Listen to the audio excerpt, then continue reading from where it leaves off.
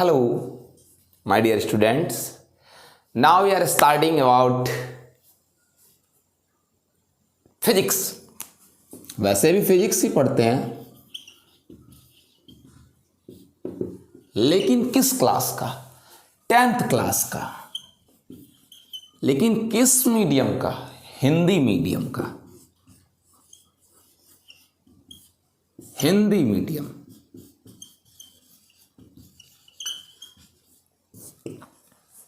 बहुत दिन से मेरे बच्चे इस वेट में थे कि सर हिंदी मीडियम को पढ़ाएंगे कि नहीं पढ़ाएंगे, लेकिन ऐसा बिल्कुल नहीं है।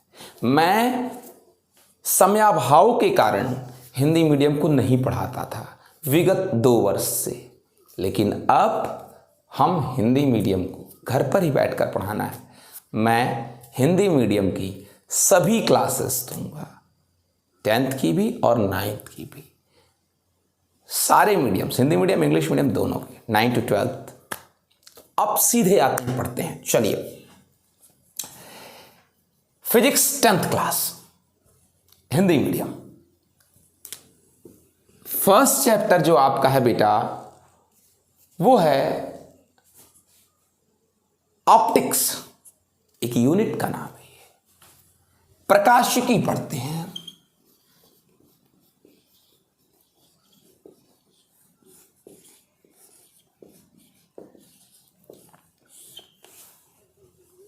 कभी ना कहिएगा कि प्रकाश पढ़ते हैं। मैं देखता हूं बहुत बच्चे कह देते हैं कि सर प्रकाश पढ़ाया जा रहा है, जबकि हम पढ़ रहे होते हैं प्रकाशिकी, ऑप्टिक्स पढ़ रहे होते हैं। हम प्रकाशिकी पढ़ते हैं, प्रकाश के गुण, प्रॉपर्टीज ऑफ लाइट पढ़ते हैं। प्रकाशिकी, प्रकाश के गुण, ठीक है। तो ऑप्टिक्स मेन चीज है। अब उसका कौन कौन सा गुण पढ़ना है ये हमारे सिलेबस पर डिपेंड करता है। तो चर्चा में आते हैं बेटा। सबसे पहले प्रकाश क्या है? What is light?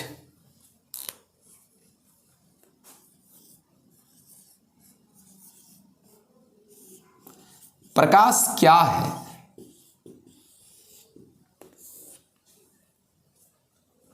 What is light? है ना प्रश्न। हम सब लोग प्रकाश को जानते हैं, परिचित हैं हम सब लोग प्रकाश से। हम जानते हैं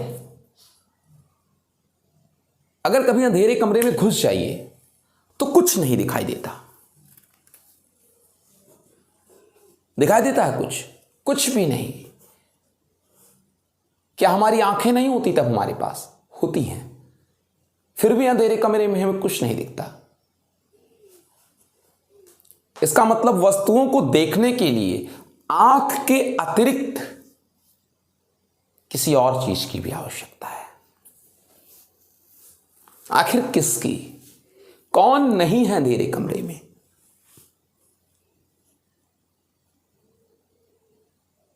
जरा स्विच ऑन करिए किसी बल्ब का, मोमबत्ती जलाइए, सब कुछ दिखने लगेगा। इसका मतलब वस्तुओं को देखने के लिए नेत्र के अतिरिक्त किसकी आवश्यकता है? प्रकाश की आवश्यकता है।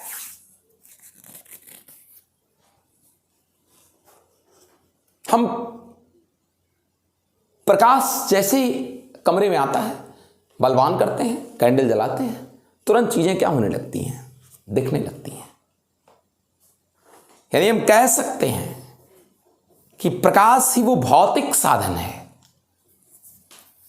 अथवा कारण है जिसके कारण हम वस्तुओं को देख पाते हैं।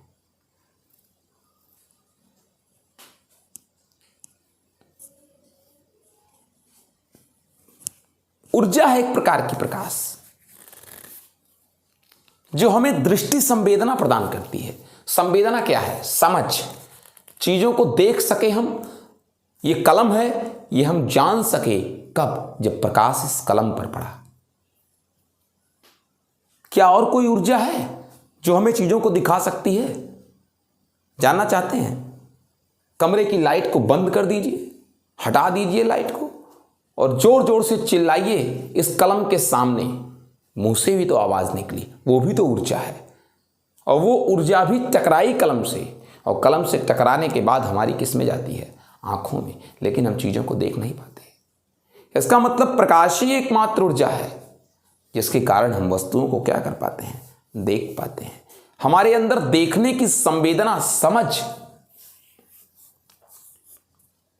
प्रकाश ही उत्पन्न करती है।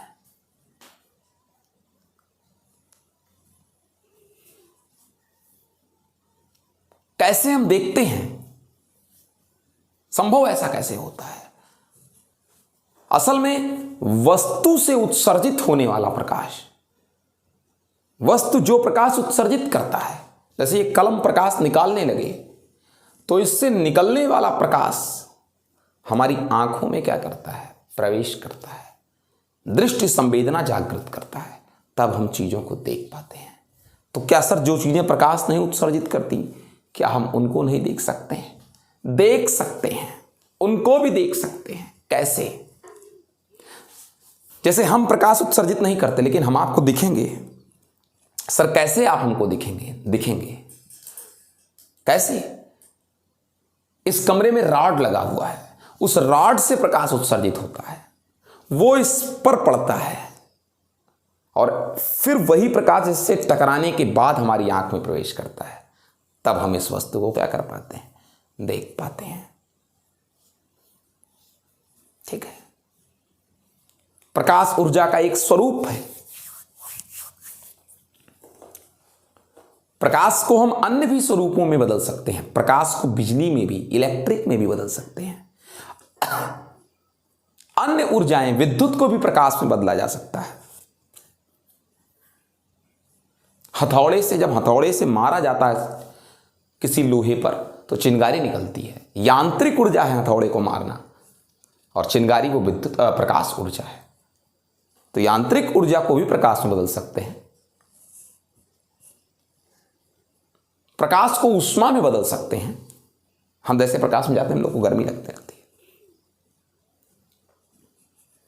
समझ सके इस इतनी चीज को बेटा? ये प्रकाश के बारे में बातें रहेंगी।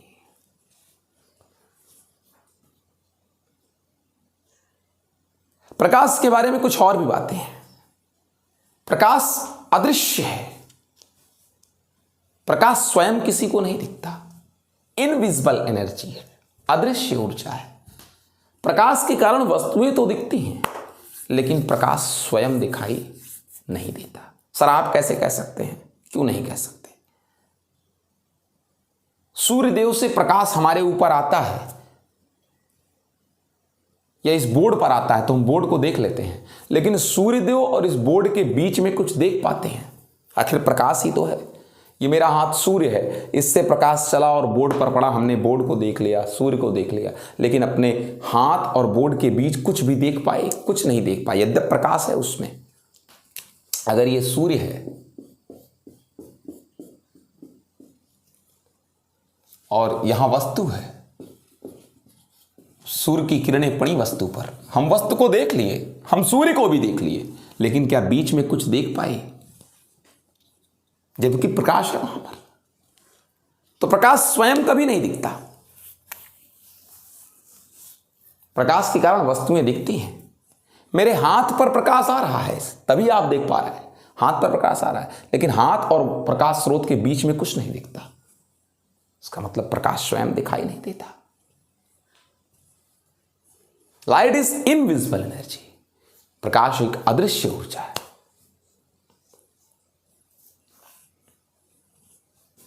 ये प्रकाश के संदर्भ में बातें नहीं। अब चर्चा करते हैं कि सर सोर्स क्या है प्रकाश का? What is the source of light? Light का सोर्स क्या है? कहां से प्रकाश मिलेगा? स्रोत क्या है प्रकाश का? तो आपको बता दें, धरती पर प्रकाश का जो सबसे प्राथमिक स्रोत है वो सूर्य है। Sun is the primary source of the light on the earth. सूर्य किससे बना है?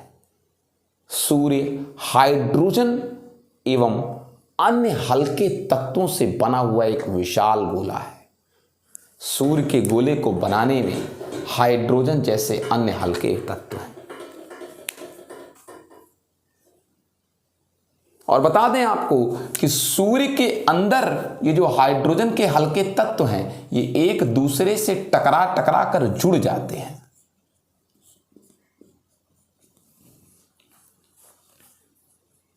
जब ये जुड़ते हैं तो इनके जुड़ने से बहुत अधिक मात्रा में प्रकाश और ऊष्मा पैदा होती है। प्रकाश और ऊष्मा पैदा होती है बहुत अधिक मात्रा में, बहुत अधिक मात्रा में। इस प्रक्रिया को ताप नाभिकीय प्रक्रिया कहते हैं। सूर्य के अंदर जो हाइड्रोजन जैसे अन्य हल्के तत्व हैं, इनके टकरा करके जुड़ने से अपार मात्रा में प्रकाश और ऊष्मा उत्पन्न होती है। इस प्रक्रिया को ताप नाभिकीय प्रक्रिया कहते हैं। सर, क्यों ताप नाभिकीय प्रक्रिया कहते हैं? आइए जरा समझने की कोशिश करते हैं। आपको बता दें कि सूर्य देव के अंदर का जो ताप है वो 300 मिलियन डिग्री सेंटीग्रेड है।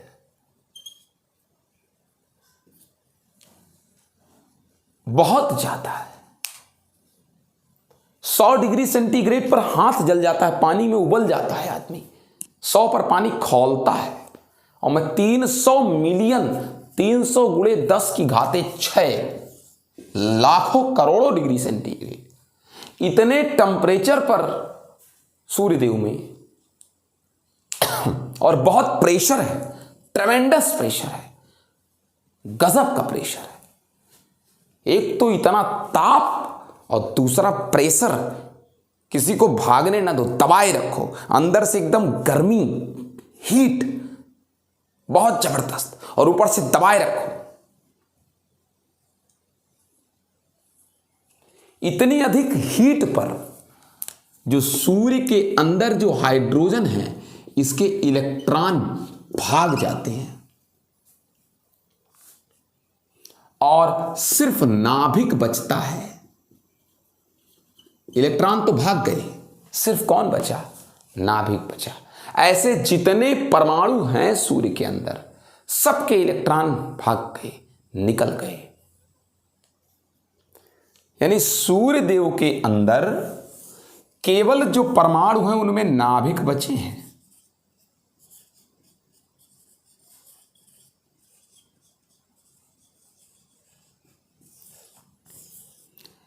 अब नाभिकों पर तो धनावेश होता है,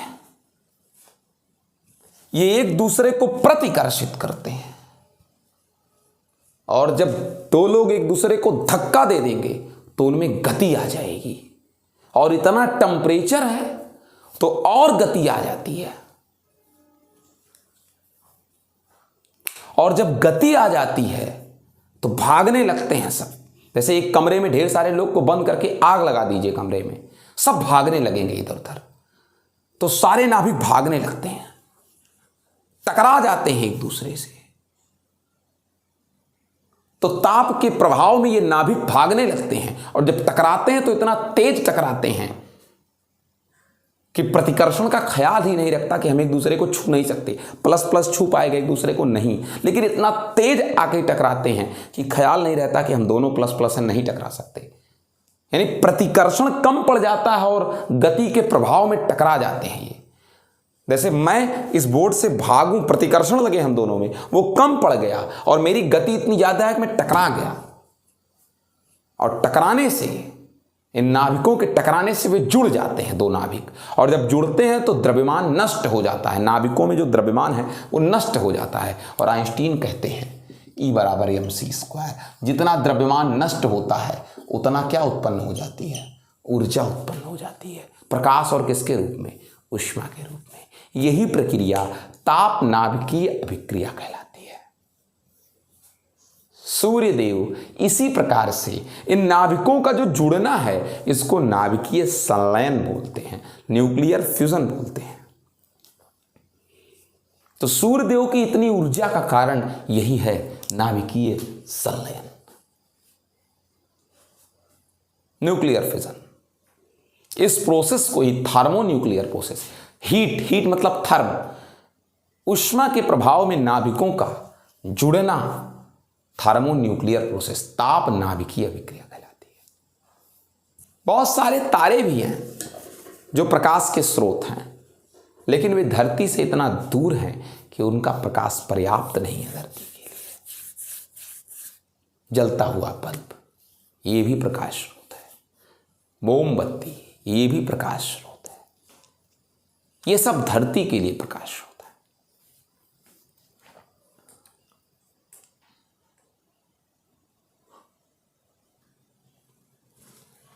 आगे देखते हैं बेटा, क्या देखते हैं?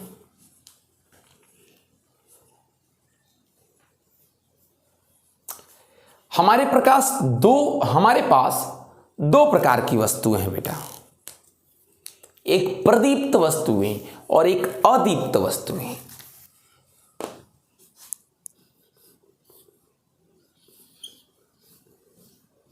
प्रदीप्त वस्तुएं और एक अप्रदीप्त वस्तुएं।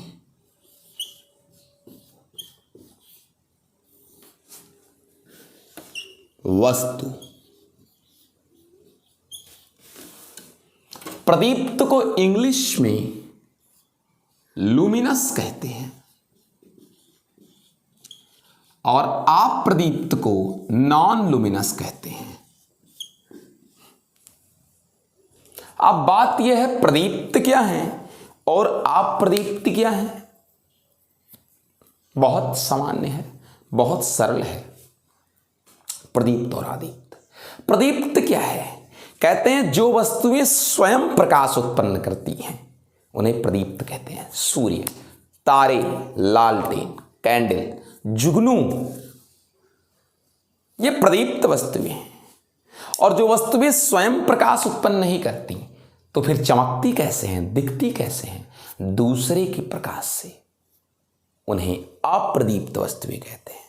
चंद्रमा, हम, आप, ये बोर्ड, ये दूसरे के प्रकाश से दिख रही है, ये अप्रदीप्त वस्तुएं हैं। बहुत बड़ा रोल है प्रदीप्त वस्तुओं का कि उनके प्रकाश के कारण अप्रदीप्त वस्तुएं क्या होती हैं, दिखती हैं। ठीक है, तो ये बातें हो गई बेटा। अब हम लोग आगे बढ़ते हैं टॉपिक में। कुछ शब्द हैं जो प्रकाशिकी में आवश्यक हैं जानने, जैसे क्या? उन शब्दों के बारे में बात करें तो जैसे पहला शब्द है प्रकाशिक माध्यम।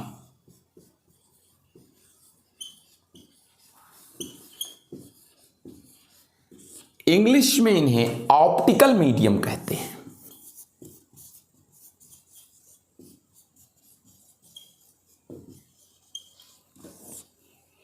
क्या है प्रकाशिक माध्यम? इसको जानना नितांत आवश्यक है। कोई भी चीज, चाहे वो मटेरियल हो और चाहे नॉन मटेरियल हो, कोई भी चीज, मटेरियल मतलब ठोस अथवा द्रव अथवा गैस, नॉन मटेरियल मतलब निर्वात, जिसमें से प्रकाश पूर्णतया चाहे आंशिक रूप से इस पार से उस पार जा सके। ये मेरा हाथ है, अगर प्रकाश इसके इस पार से इस पार आ सके, चाहे पूर्णतया चाहे आंशिक रूप से, तो इसे प्रकाशिक माध्यम कहते हैं, ऑप्टिकल मीडियम कहते हैं। कांच, हवा, ये सब ऑप्टिकल मीडियम है। दूसरा, समांग प्रकाशिक माध्यम। समांग प्रकाशिक माध्यम, समांग प्रकाशिक माध्यम।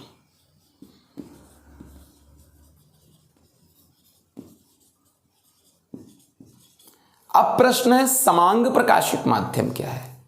तो प्यारे बच्चों, अगर कोई एक ऐसा माध्यम है कि उस माध्यम में सर्वत्र सब कुछ समान है, जैसे इस कमरे में अगर हवा है, हाइड्रोजन, तो सिर्फ हर जगह हाइड्रोजन हो, नाइट्रोजन है तो सब जगह नाइट्रोजन हो। इस कमरे में अगर पानी भरा हो तो सब जगह सिर्फ पानी भरा हो। निर्वात हो तो सब जगह निर्वात हो।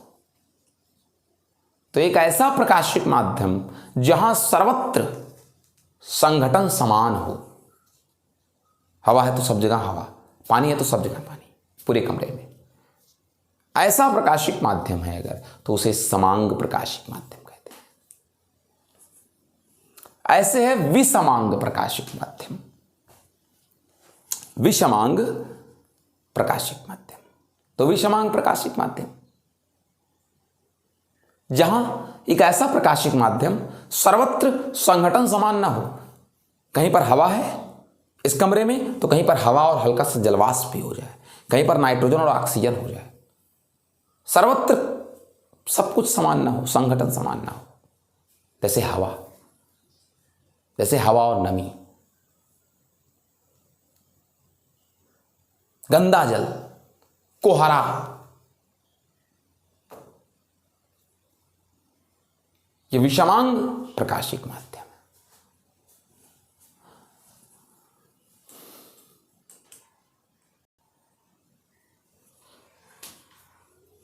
आगे हम लोग पढ़ते हैं। अगला है, देखिए माध्यमों का 3 प्रकार से विभाजन किया गया है प्रकाशिक माध्यम का।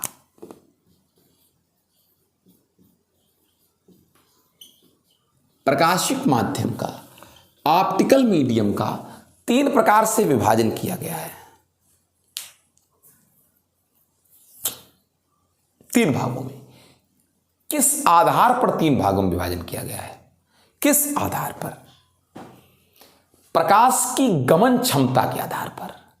किस माध्यम में कितना प्रकाश चला जाता है इस पार से उस पार, मेरे सर के कितना प्रकाश इस पार से उस पार निकल जाएगा।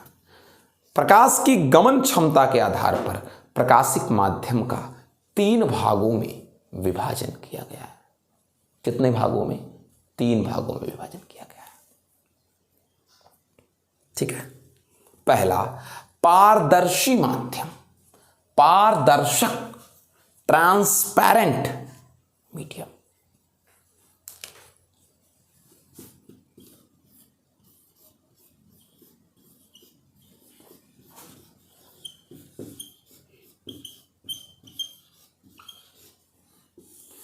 Transparent medium,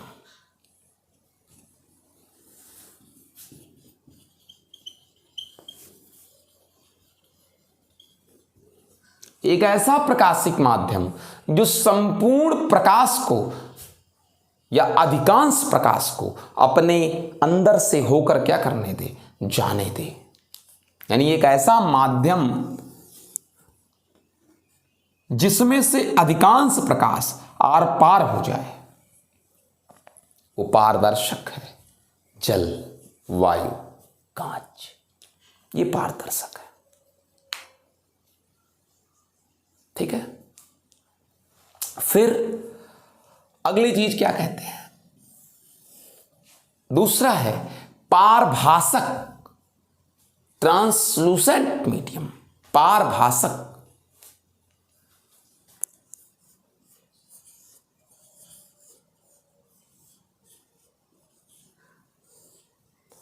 translucent medium.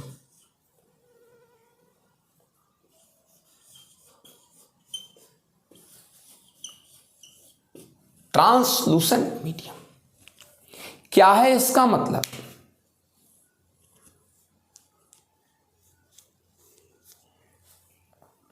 एक ऐसा माध्यम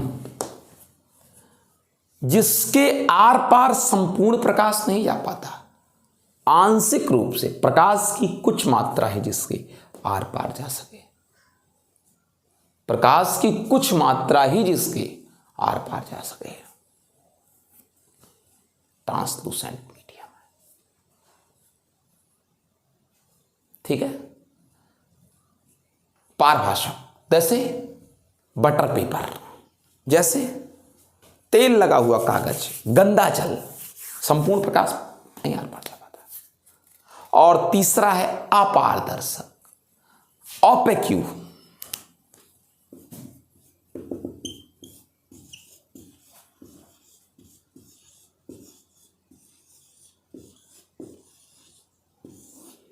अपारदर्शी माध्यम, ऑपेक्यू।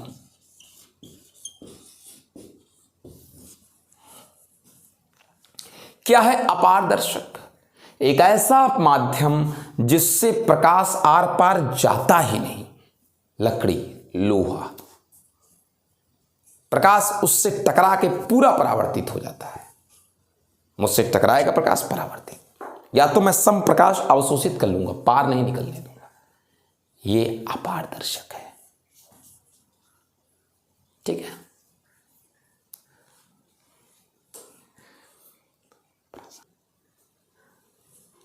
आगे है बच्चों प्रकाश की किरण, रे ऑफ लाइट।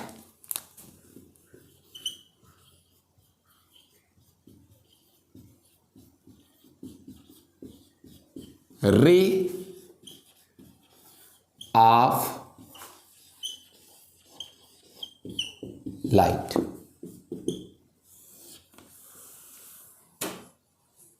क्या है प्रकाश की किरण? किसी समांग माध्यम में, जो मैंने आपको बताया, किसी समांग माध्यम में एक बिंदु से दूसरे बिंदु तक प्रकाश जिस ऋजुरेखीय पथ पर, जिस सीधी रेखा में गमन करती है, उसे ही प्रकाश की किरण कहते हैं। किसी समांग माध्यम में एक बिंदु से दूसरे बिंदु तक प्रकाश जिस ऋजु रेखा में गमन करती है, उसे प्रकाश की किरण कहते हैं। ठीक है। समांग माध्यम में एक बिंदु से दूसरे बिंदु तक प्रकाश जिस ऋजु रेखा में गमन करती है, उसे प्रकाश की किरण कहते हैं। समझ सके इतनी बात को? क्या चीज है प्रकाश की किरण? ये इतनी बात रही। ठीक, चलिए अब आगे बढ़ते हैं। अगली चीज है प्रकाश पुंज। प्रकाश पुंज, बीम ऑफ लाइट।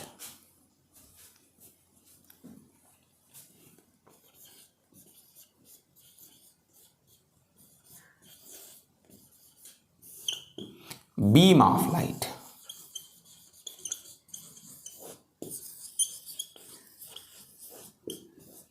क्या है प्रकाश पुंज? इसे समझने की कोशिश करिए। प्रकाश किरणों के समूह को, प्रकाश किरणों के समूह को प्रकाश पुंज कहते हैं। एक ही दिशा में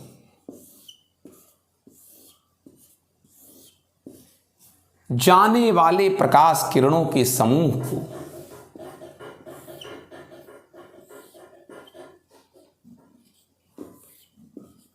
प्रकाश पुंज कहते हैं।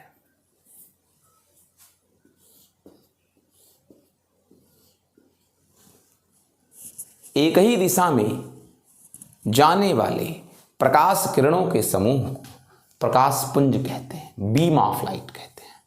प्रकाश पुंज 3 प्रकार के होते हैं, बताता हूं मैं आपको।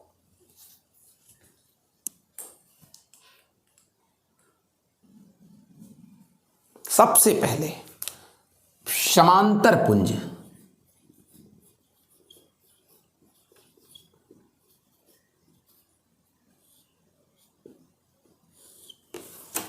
पैरेलल बीम, जब प्रकाश की किरणें परस्पर समांतर और एक ही दिशा में गमन करती हैं।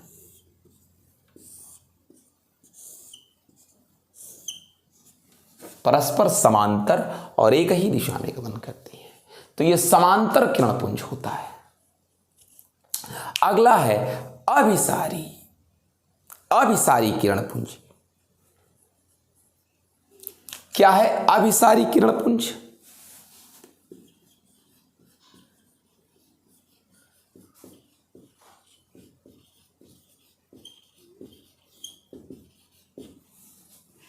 जब भिन्न भिन्न दिशाओं से आने वाली प्रकाश किरणें एक ही बिंदु पर मिलती हैं, केंद्रित होती हैं, कन्वर्स होती हैं, मीट करती हैं भिन्न भिन्न दिशाओं से, तो इन्हें अभिसारी किरणपुंज कहते हैं। अगला है बेटा अपसारी किरणपुंज।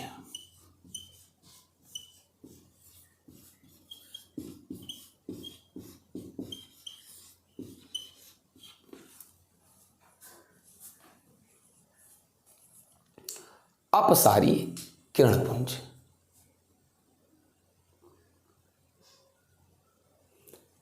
जब एक ही बिंदु से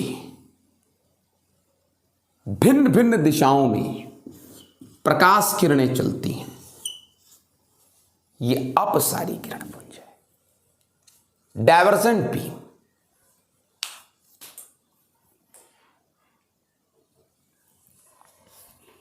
अब बात करते हैं नेचर ऑफ लाइट, प्रकाश की प्रकृति के बारे में।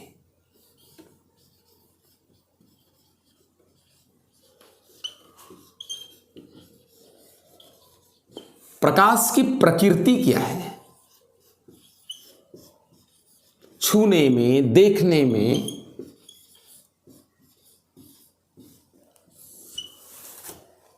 Nature of light, trying to know. आइए जानने की कोशिश करते हैं कि प्रकाश की प्रकृति क्या है। प्यारे बच्चों, न्यूटन नाम तो सुना होगा आपने। न्यूटन का मानना था कि प्रकाश बहुत छोटे छोटे अलग अलग आकार के कणों से मिलकर बना हुआ है। यह न्यूटन का मानना था। और प्रकाश के वे सभी कण एक सीधी रेखा में एक समान चाल से चलते हैं। वो कण सारे प्रकाश के एक सीधी रेखा में एक समान चाल से चलते हैं, ऐसा न्यूटन का मानना था। यानी वो प्रकाश को कण कहना चाहते थे, कण प्रकृति मानते थे कि प्रकाश कण है। और उन्होंने सिर्फ कहा ही नहीं, उन्होंने अनेक गुण प्रकाश के, परावर्तन, अपवर्तन, परछाई का बनना, उन्होंने प्रकाश को कण मानकर ही इन घटनाओं की पुष्टि कर दी, सिद्ध कर दिया।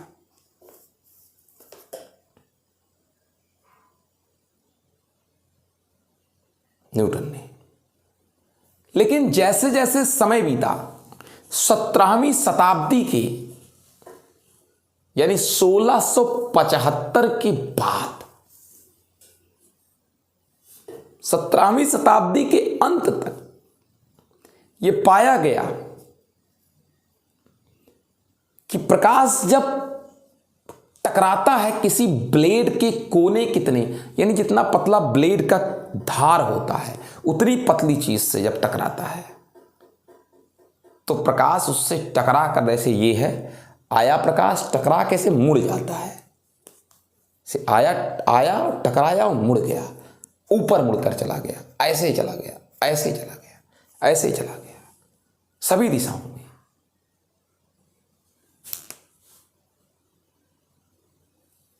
ऐसे ऐसे ऐसे ऐसे।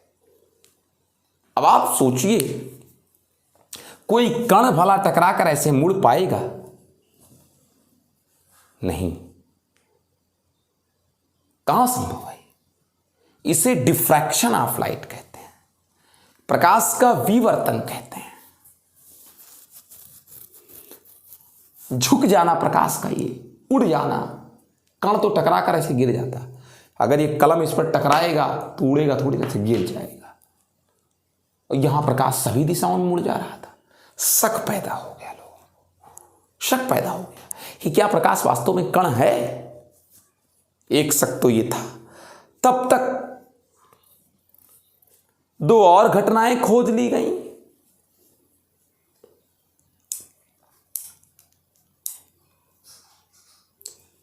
प्रकाश का व्यतिकरण और ध्रुवण। व्यतिकरण एक मोटी मोटी बात अगर आपसे करें तो दो प्रकाश स्रोत हों, अगर पहला प्रकाश L1 दूसरा प्रकाश L2, दोनों एक दूसरे से मिलती थी जब, तो एक दीवार पर, एक पर्दे पर कभी चमक दिखाती थी, फिर अंधेरा दिखाती है, फिर चमक दिखाती है, फिर अंधेरा दिखाती है, ऐसे एक एक करके। तो दो कण टकरा करके चिनगारी तो उत्पन्न कर सकते हैं, यानी प्रकाश उत्पन्न कर सकते हैं, दो कण टकरा कर, लेकिन दो कण टकरा कर क्या नहीं उत्पन्न कर सकते? अंधेरा नहीं उत्पन्न कर सकते। और यहां पर भी चमक के बाद क्या मिल रहा है? अंधेरा। तो दो प्रकाश स्रोतों से दो प्रकाश स्रोत मिलकर अंधेरा उत्पन्न करते हैं। अगर कण है, दो कण टकराएं, नष्ट होकर चमक उत्पन्न कर सकते हैं, चिंगारी निकलती है टकराने पर, लेकिन अंधेरा हो जाए यह संभव नहीं। यह व्यतिकरण है। और इस व्यतिकरण में दो प्रकाश स्रोत चमक भी देते हैं, अंधेरा भी, चमक भी देते हैं और क्या भी देते हैं? अंधेरा भी देते हैं। तो यानी प्रकाश का कण होना संभव नहीं है। ऐसे पोलराइजेशन ध्रुवण भी है, आप आगे की क्लासों में पढ़ेंगे। एक साइंटिस्ट थे, डच फिजिसिस्ट थे, डच। उन्होंने कहा प्रकाश कण नहीं है, तरंग है, वेव है। आपने पढ़ा होगा वेव। वो भी उन्होंने कहा कि प्रकाश अनुप्रस्थ तरंग है। आपने अनुप्रस्थ अनुदैर्घ्य दो तरंगें पढ़ी। प्रकाश के तरंग होने की बात को उस समय किसी ने नहीं माना, किसी ने नहीं माना। भाई न्यूटन बड़े वैज्ञानिक थे, हाइगेंस की बात को माना नहीं गया। लेकिन सन 1801 में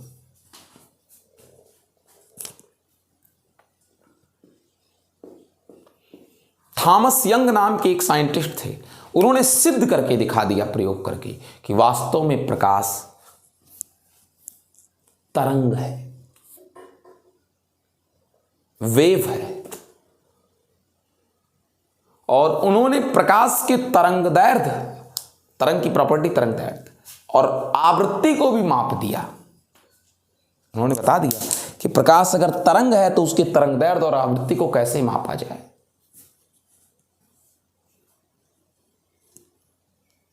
सन 1873 में मैक्सवेल ने प्रकाश को विद्युत चुंबकीय तरंग कह दिया, कि प्रकाश एक प्रकार की विद्युत चुंबकीय तरंग है।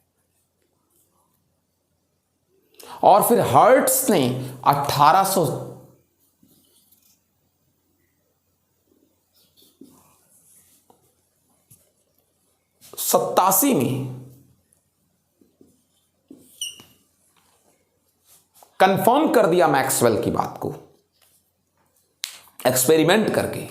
हर्ट्ज ने, तरंग वाले हर्ट्ज ने, मैक्सवेल ने कहा प्रकाश विद्युत चुंबकीय तरंग है, और हर्ट्ज ने उनकी बात को क्या कर दिया? 1887 में एक्सपेरिमेंट करके दिखा दिया।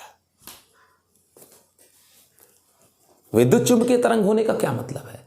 प्रकाश को चलने के लिए, गमन करने के लिए किसी माध्यम की आवश्यकता नहीं, ना तो सॉलिड, ना तो लिक्विड, ना तो गैस। लेकिन इनका जो कणिका सिद्धांत है न्यूटन का, जिसमें वो प्रकाश को कण, पार्टिकल बताते हैं, कार्पस्कुलर थ्योरी में वो कहते हैं प्रकाश कणों से मिलकर बना है। वो भी सीधी रेखा में चलता है वो कण, और बहुत स्पीड से। लेकिन ज्यादा सही तो फिर वेव थ्योरी ही लगती है, ज्यादा सटीक वेव थ्योरी ही लगती है, ज्यादा सटीक सभी को।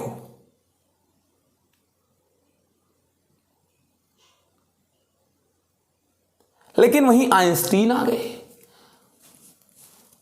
उन्होंने प्रकाश वैद्युत प्रभाव, फोटो इलेक्ट्रिक इफेक्ट, प्रकाश वैद्युत प्रभाव नाम की एक घटना उन्होंने सिद्ध कर दी, व्याख्या कर दी, वो भी कणिका सिद्धांत से।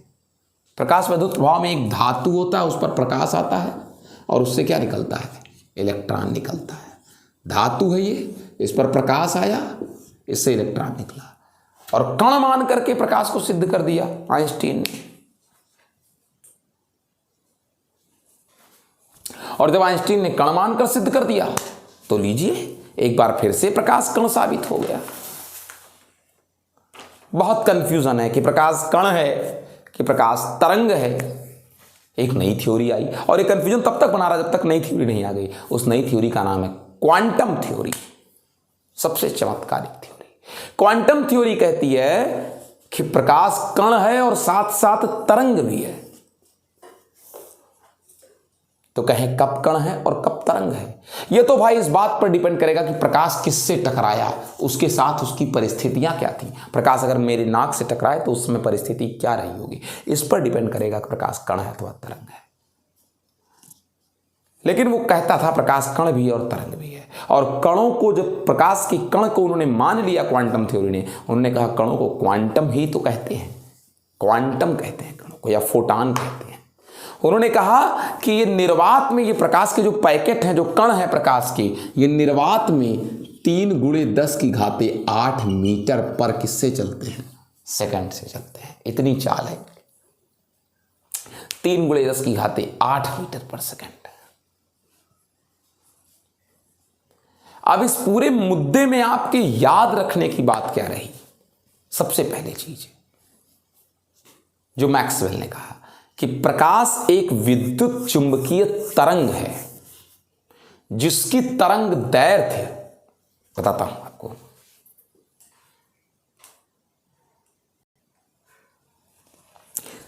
तरंग दैर्घ्य जिसकी 4100 एंगस्ट्रॉम से 7800 एंगस्ट्रॉम है, यानी 3.9 × 10⁻⁷ मीटर से 7.8 × 10⁻⁷ मीटर।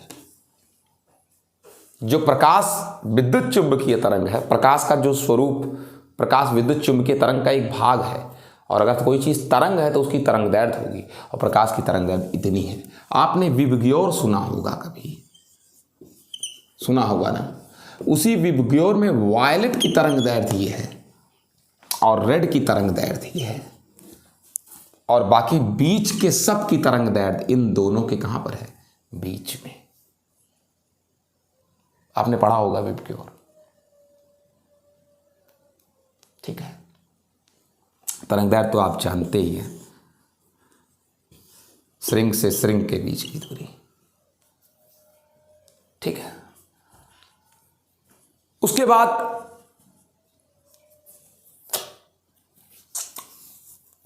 डच फिजिसिस्ट, वही हाइगेंस ने सबसे पहले बताया कि प्रकाश तरंग है, और उन्होंने अपवर्तन, परावर्तन, विवर्तन, तमाम सारी थ्योरियों को प्रूव भी किया।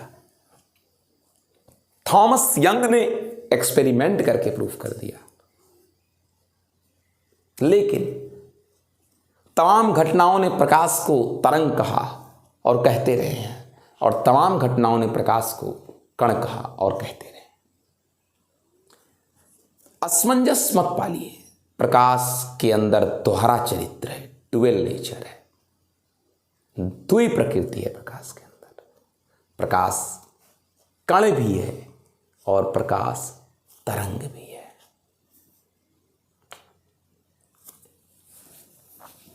डबल नेचर है। अब हम लोग आगे बढ़ते हैं।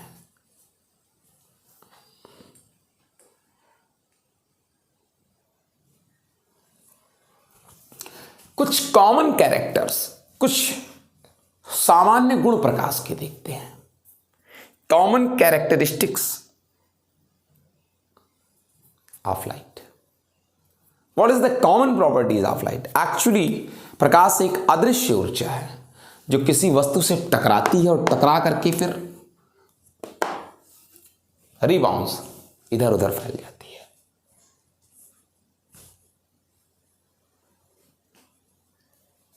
प्रकाश चलती तो सीधी रेखा में है, लेकिन प्रकाश है विद्युत चुंबकीय तरंग, ऐसी कोई तरंग।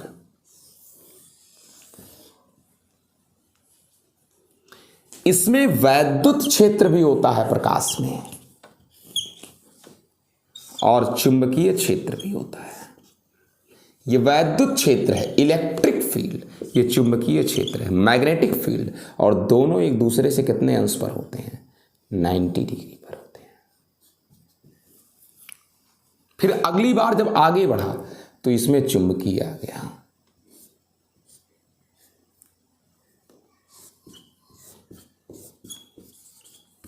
इलेक्ट्रिक इधर और ऊपर मैग्नेटिक, और ये फिर एक दूसरे से कितने अंश के कोण पर है? 90। ऐसे प्रकाश एक ऐसी चीज है जिसमें वैद्युत क्षेत्र भी और चुंबकीय क्षेत्र भी है, और दोनों परस्पर कितने पर है? देखो दोनों हाथों के बीच 90 अंश, दोनों है। एक बार ये विद्युत ये चुंबकीय, अगले स्टेप में ये विद्युत ये चुंबकीय, फिर अगले स्टेप में अगला विद्युत, दोनों परस्पर 90 अंश और अपना स्थान बदलते रहते हैं। जैसे ये ऐसे था, ऐसे, अगली बार ऐसे, यही चीज ऐसे बदलते हुए आगे बढ़ जाएंगे। इसमें वैद्युत वेक्टर भी होता है और चुंबकीय वेक्टर भी, दोनों में 90 अंश। प्रकाश के कारण चीजें दिखती हैं, ये वैद्युत गुण है, और प्रकाश चल सकता है, इसमें विद्युत और चुंबकीय दोनों गुण समाहित हैं। जितना प्रकाशीय गुण है प्रकाश का, कि प्रकाश के कारण देख सकते हैं, अपवर्तन, परावर्तन, विवर्तन, जितने प्रकाशीय गुण है प्रकाश के वो वैद्युत क्षेत्र के कारण, और जितने ये जो चलने का गुण है प्रकाश के, गमन करने का, वो प्रकाश और चुंबकीय क्षेत्र के कारण। प्रकाश चिकनी सतह से, जैसे दर्पण से टकरा करके लौट जाता है, यानी प्रकाश में परावर्तन है। प्रकाश जब एक पारदर्शी माध्यम से दूसरे पारदर्शी माध्यम में जाता है तो अपने रास्ते को बदल लेता है, इसको प्रकाश का अपवर्तन कहते हैं। जब प्रकाश एक पारदर्शी माध्यम से दूसरे पारदर्शी माध्यम तो अपने पथ को बदल देता है, इसको प्रकाश का अपवर्तन कहते हैं, अपने पुराने पथ पर नहीं चलता। प्रकाश स्वयं नहीं दिखता कभी, प्रकाश के कारण वस्तुएं दिखती हैं। निर्वात में प्रकाश की चाल जहां कुछ न हो 3 × 10⁸ मीटर पर सेकंड है। प्रकाश जब एक माध्यम से दूसरे माध्यम में जाता है तो चाल बदल जाती है, प्रकाश की रफ्तार बदल जाती है। और एक गुण जो प्रकाश का कभी नहीं बदलता वो आवृत्ति है। अपवर्तन, परावर्तन, विवर्तन, व्यतिकरण, प्रकाश का कभी भी आवृत्ति नहीं बदलता, याद रखिएगा। अपवर्तन, परावर्तन, विवर्तन, व्यतिकरण, कभी आवृत्ति नहीं बदलता। ठीक, हाई फ्रीक्वेंसी रखता है प्रकाश। ये प्रकाश के बारे में चर्चा है। कल हम लोग आगे पढ़ेंगे बेटा। Good bye.